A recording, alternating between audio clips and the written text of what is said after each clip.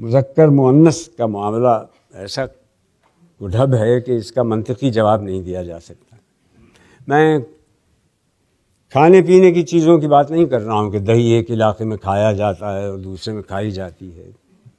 عام لفظوں کی بات کرتا ہوں. اسی چیز کو حقی صاحب نے ایک انتہائی لطیف طریقے سے ایک مضمون میں بیان کیا ہے. ایک لفظ درد اس مضمون کا عنوان ہے. میری چھوٹی سی بھتیجا تہمینہ نے ایک دن سوال کیا، چچا جان درد لڑکی ہوتی ہے یا لڑکا؟ میں نے کہا لڑکا. وہ بولی کیوں؟ میں نے کہا درد اٹھتی نہیں اٹھتا ہے اور اچھی ہوتی نہیں اچھا ہوتا ہے. اس نے حجت کی کہ درد کو لڑکا کیوں کہتے ہیں؟ وہ شاید کہیں درد کو مؤنث بولتے سنائی تھی. میں نے کہا اس لیے کہ وہ شریر ہوتا ہے، تنگ کرتا ہے. لڑکیاں تو شرارت نہیں کرتی، وہ تو تکلیف نہیں پہنچاتی، آرام پہنچاتی ہیں نا.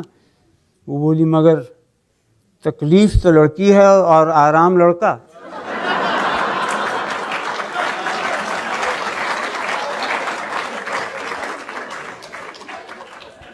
اس پر میں ذرا چکرایا، بات بنانے کو کہا بھائی بعض لڑکیاں بھی تو شریر ہوتی ہیں، آخر تو بس تکلیف ایک ایسی شریر لڑکی ہے. مگر دیکھو خوشی لڑکی ہے اور رنج لڑکا.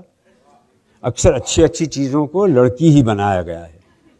اس پر وہ کچھ سوچ میں پڑ گئی. پھر بولی اچھا تو ان چیزوں کو لڑکا اور لڑکی کون بناتا ہے؟ میں نے کہا بولنے والوں نے بنایا ہے، جیسے اللہ میاں نے کسی کو لڑکا کسی کو لڑکی بنا کر بھیج دیا ہے.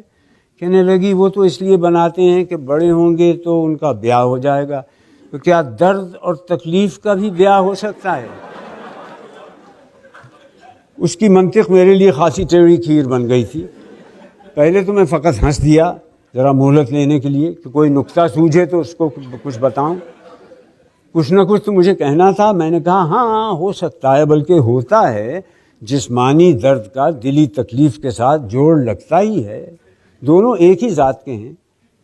تہمینہ پوچھنے لگی پھر کیا ان کے بچے بھی ہوتے ہیں؟ میں نے کہا ہاں ضرور ہوتے ہیں. آہیں آنسو کراہیں سبکی سسکی.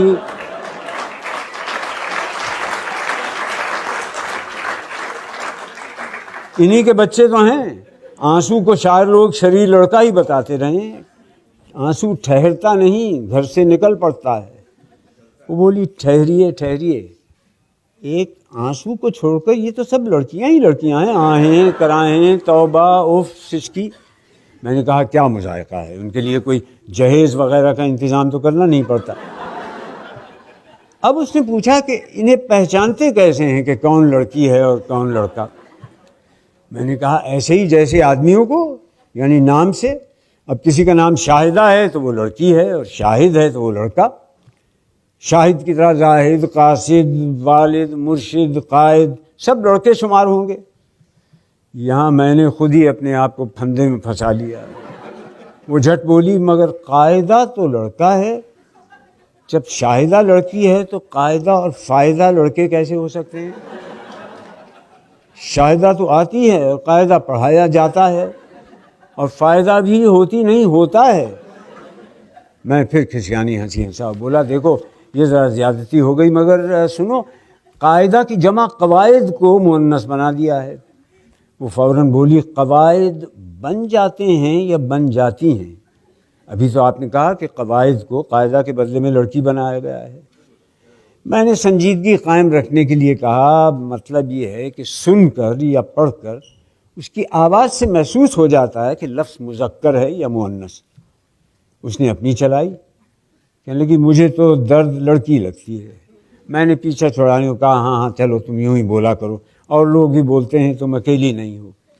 مگر یاد رکھو کہ مذکر مؤنث کی کچھ واضح علامتیں بھی ہیں. مثلا یہ پر ختم ہونے والے جتنے لفظ ہیں تم دیکھو گی مؤنث ہوں گے، اور الف پر ختم ہونے والے لفظ مذکر، جیسے امی ابا، نانا نانی، مرغی مرغا، کنگھی کنگھا، بکرا بکری، تمہاری چچی میں تمہارا چچا. تہمینہ پھر سوچ میں پڑ گئی. بے حد حجتی واقع ہوئی ہے. بولی تو بھائی کو بھائی کہنا تو غلط ہوگا. بھا کہا کروں اور آپا کو آپی؟ مگر یہ تو بڑی گڑبڑ کی بات ہے. کیا دھوبن کو دھوبی کہوں اور دھوبی کو دھوبا؟ میں نے بات کا رخ بدلنے کے لیے کہا دیکھو بعض لفظوں میں جو آخر میں یہ آتی ہے یہ ان کے پیشے کو ظاہر کرتی ہے. جیسے دھوبی، درزی، نائی، قصائی، بساتی، کبابی. بولی تو یہ سب آپ کیا کہتے ہیں مؤنث ہیں. اور ماما آیا کیا کہتے ہیں مذکر.